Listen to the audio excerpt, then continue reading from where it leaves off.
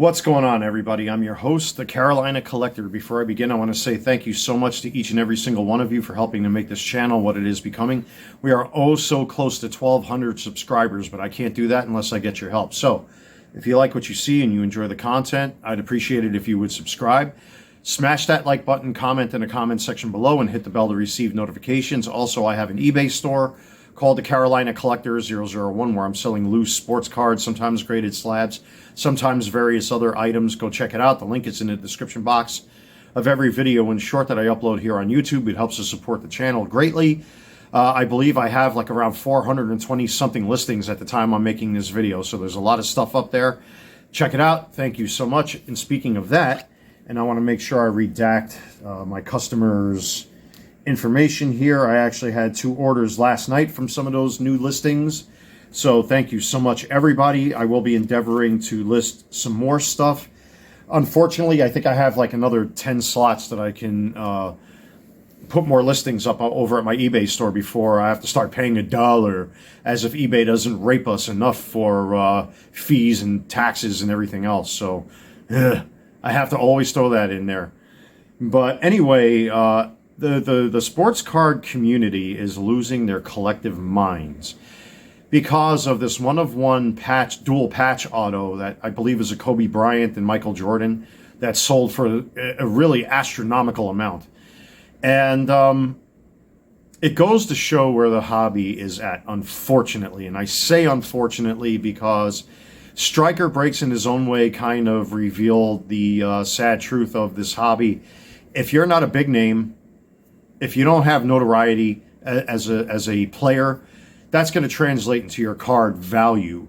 And as a result, especially in the junk wax era, he showed that quite a bit on his channel by basically taking all of that paper and dumping it into a bonfire. You know what I mean? And that's telling as to where the state of collecting is. You know, I got 3 big boxes of flagship from last year that I would like to give away. And now I'm thinking, is it really worth, even doing that? Because at the end of the day, I'm not saying that these cards are bad or the players represented on these cards are bad. But, you're giving them away to kids that, of course, young people are going to look at these sports players that they look up to. Should they get any key players out of there? And there's still a lot of key players in there. I didn't strip them completely down of, some of the key players. There's a lot of Jackson Holiday in there, Wyatt Langfords, et cetera, et cetera.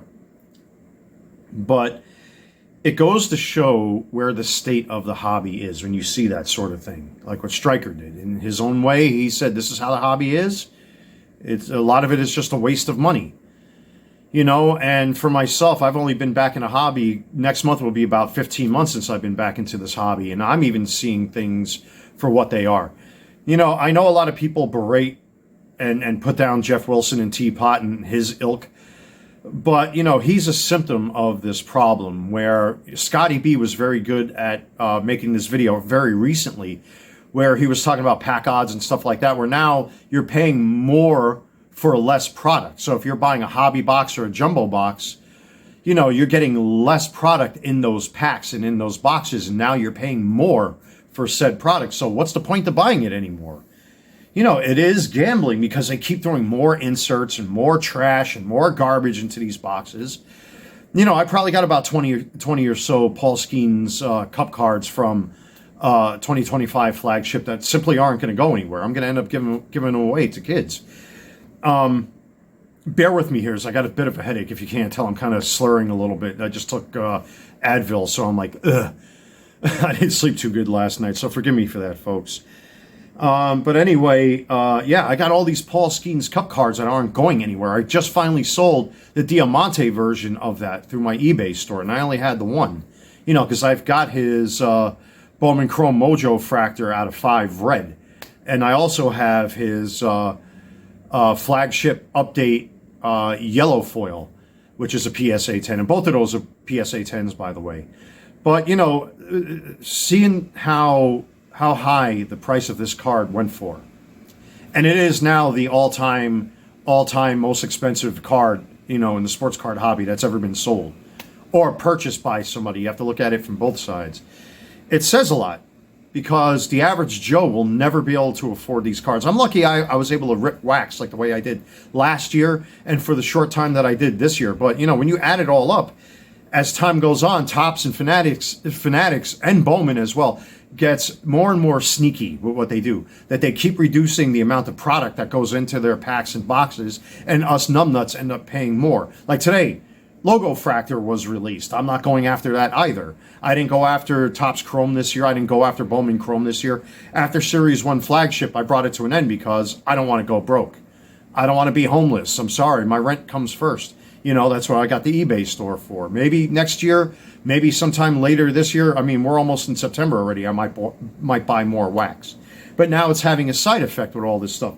Neo Cards and Comics was good to talk about this because I actually did my homework myself. I only have 3 junk wax era PSA 10s in my personal collection. Again, I only started recently, and these cards are not cheap either. That's my Don Mattingly. PSA 10 rookie right there from 1984. Then we have my Barry Bonds rookie, right? PSA 10 from 1987. And then, of course, the Ken Griffey Jr. rookie from 89 Upper Deck, PSA 10. This thing, I paid $1,700 for at the time. It's now going anywhere between $3,500-ish to almost $5,000 on eBay. And the pop numbers on these, I believe there's about 1,400 and something of these in PSA 10s. No autos, no anything else. The base card in and of itself as a PSA 10. You can look at PSA's website to fact check me, but there are currently 1,400 examples of these out there. And they're going for anywhere between $3,500 to $5,000. I cannot believe that. How high in value this card went. I bought this card because I never had a Ken Griffey Jr. rookie as a kid, and I watched other people open up packs of Upper Deck, and I always wanted it, and I bought it because, well, I never had it. Now I have it, and I can't believe where people are willing to pay for this thing, and I paid a premium for that at that time. This thing has to be in my possession for over a year, I would say, maybe 2 years. I forget the timeline when I bought this, but now to see how it's appreciated, I'm like, oh my God. That goes for the Don Mattingly rookie too. Where is that?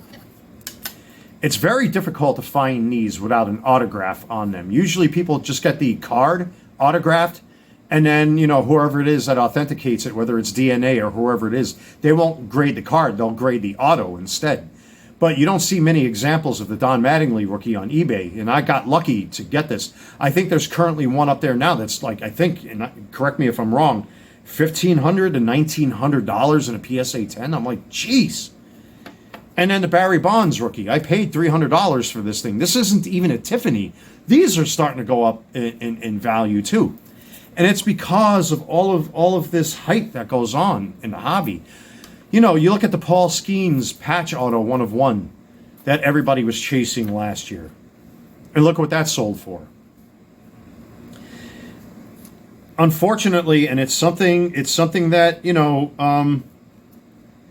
it's something like even Striker Breaks kind of in his own way revealed, that no one cares about junk wax unless it's key players like this, like guys like this that are either potential Hall of Famers, had some sort of controversy, depending on how the cards are manufactured. For example, like everybody knows, the Ken Griffey Jr. card was a corner cut card, and they were very difficult to gem.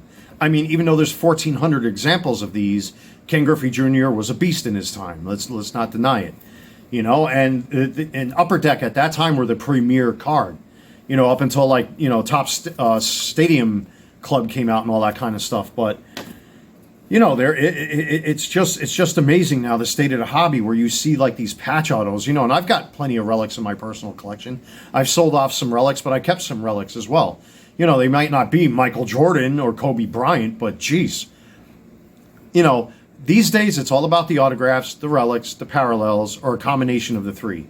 Or, you have to get or you do the buyback program, as far as like the MVP thing is concerned. Or you get the redemptions in packs. Like I've only had 2 redemptions, I think. 1 or 2 redemptions. One was a Curtis Mead acetate card. I forgot what the other one was. But that's what it's all about now. All these other cards are deemed worthless because of situations like this. When you see these big cards, these one-of-one cards, you know, the average Joe like myself will never get their hands on them. So I'm not going to complain about it. This is just me, you know, sharing my observations about what I see based on other content creators' takes on this, you know. The simple fact of the matter is that we as hobbyists, and again, I just got back into this hobby not even 15 months ago, you know, many of us are getting priced out of it. It's just how it is now. You know, unless you're a baller and you got tons of money, and I don't want to sound like a leftist here, you know, I mean, hey, look at how much I paid for these at the time. You know what I mean? And some of the other cards that I got are not all that cheap either. But, you know, I had a grind to save up money to get these particular cards because I wanted them, because I never had them, and now I got them, and I'm happy I got them as part of my personal collection. But unfortunately, the little guy and the little girl, us little people, are getting priced out of the hobby, and as time goes on, it's only going to get worse and worse and worse. You're going to get less product in these hobby and jumbo boxes, maybe even in the whatchamacallit there. I opened up a couple of them on my channel last year. The Breakers Delights, for example, which are like $400 to $500 a box in and of themselves. You know what I mean? It's awful. It's just absolutely awful. You know, you're trying to go after retail. They're going to shrink the amount of cards in them boxes as well. You know, you're going to get less cards in packs. I mean, it's ridiculous. This is what it's leading to, folks. And I'd be very wary of where you spend your money. You know, it may come time for even a guy like myself to say, hey, you know what, I might as well just focus on singles. I mean, I've got myself 4 crates worth of personal cards that, you know, I'm happy that I have. You know, and again, I just got back into the hobby. You know, now with the addition of some of my father's cards with his vintage, you know, with the Hank Aaron and the Mickey Mantle that I got from him and the Yogi Berra and all that stuff, you know, it opens up your eyes to the hobby to see that some people just want to collect for, you know, sentimental reasons and for escapism. But now everything is about the almighty dollar. And you're talking to a guy that sells single sports cards and graded slabs on eBay. But, you know, at least I'm not trying to rape people of their money because, you know, I understand the value of a dollar, being homeless and going through all the crap that I went through in my personal life. I get what it's like to work hard and you just want that one thing and it's out of your reach. It's chasing the dragon at this point. That's what the hobby is becoming, unfortunately. And this is just another symptom of that when you see cards going for sale like that. I understand how the economy works. I understand how capitalism works. I understand the whole thing about rarity and scarcity and supply and demand. I don't need to be preached to. I get all of that. But it's just shocking because, you know, as a collector and a seller myself, you know, you take a look at that and it's like, damn, you know, can you afford that? Can I afford that? I know I can't. I know you people can't. And you got to get your wins where you can these days, you know.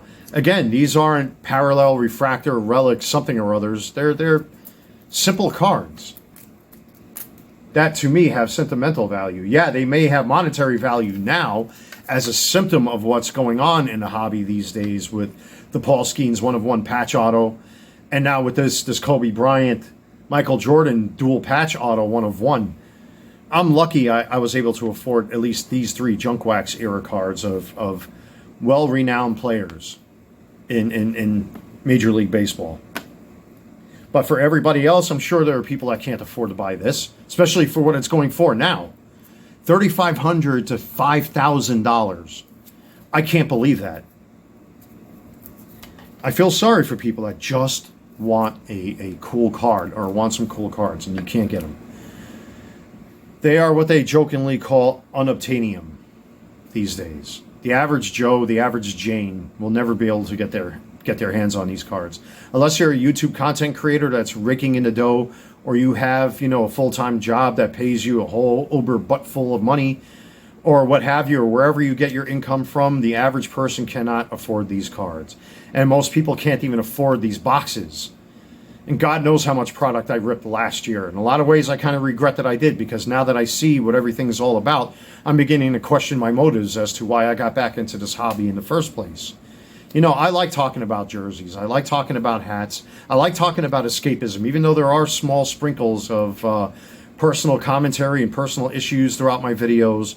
I like to get away from reality, just like the rest of you do, because reality can be very overwhelming. And if you've been watching my channel, I've had way too much reality, especially this year. This year has just been too much for me. This year is the complete polar opposite of what it was last year. I'm used to people coming on and off of my patio. I'm used to going to everybody else's patios. I mean, I still do that to some extent, with my current neighbors here where I live, but it's not the same. The magic has been lost with all of that stuff. And I still have a decision to make, which I haven't talked about in a while. Whether I stay or continue to live here or leave, that remains to be seen. And the sports card hobby really just deflates you after a while. Financially, you can go broke. You want to keep chasing the dragon, go broke. That's why I stopped after Flagship. I haven't bought anything new since. I mean, yeah, I buy Transformers and stuff like that because that's a very niche market. Or jerseys, which is a niche market. Hats, which is a niche market. Sneakers, which that's a whole other discussion. And that's even dying because of the greed. And it all boils down to greed. Yeah, if you got a lot of money, you can do whatever you want. That's fine. With the money I have, I can do whatever I want. But I'm not baller enough to pay, what was it, $12 million for that card or some insane number? I mean, geez. We're getting priced out, folks. You and I, the little people, are getting priced out of a hobby that was meant to be innocent and naive in its own way. That was meant for escapism and was meant more for a getaway if you have a hard day at work. Maybe you've got kids. Maybe you are a widower. Maybe you're a veteran serving our country across the pond somewhere. You know what I mean? Or you're in Afghanistan or one of these awful places and, you happen to come across a box of cards. And just to get away from the gunshots around you, you open up a pack of cards. Like the soldiers have had Game Boys in their rucksacks, when they're out there fighting for our freedoms that clearly a lot of people here don't appreciate. The hobby's just becoming untangible at this point. And I think it's only going to get worse. I can't wait to see what Flagship next year is going to look like. You're probably going to get less product for more money. Why even bother buying it at that point? It's not worth it. Last time I stepped foot in Atlantic City was many, many years ago. And now that Atlantic City is dead because nobody gambles anymore, rightfully so. Keep chasing the dragon. You'll never catch it. I'm your host, the Carolina Collector. Take care, everybody.